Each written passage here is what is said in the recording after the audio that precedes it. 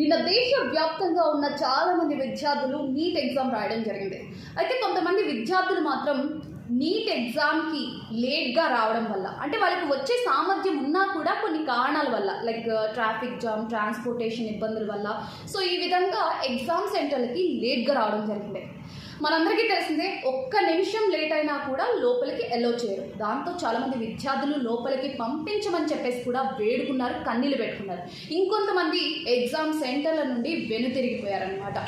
So ఇలా చాలామంది విద్యార్థులు సామర్థ్యం ఉన్నా కూడా ఎగ్జామ్ సెంటర్కి లేట్గా రావడంతో ఎగ్జామ్ రాయలేకపోయారు. కానీ ఇప్పుడు నేను చెప్పే విద్యార్థిని మాత్రం నడిచే సామర్థ్యం కూడా లేదు, అయినా కూడా ఎగ్జామ్ సెంటర్కి వచ్చి ఎగ్జామ్ రాసి వెళ్ళింది.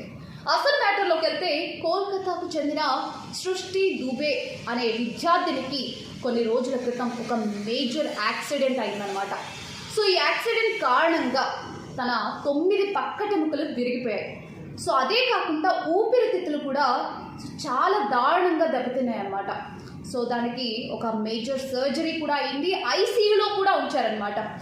అయితే తనకి ఐసీయూలో ఉండగా ఈ నీట్ ఎగ్జామ్ షెడ్యూల్ గురించి తెలిసింది. దాంతో నేను ఎలా అయినా ఎగ్జామ్ రాయాలని చెప్పేసి పట్టుబట్టి కూర్చుందనమాట.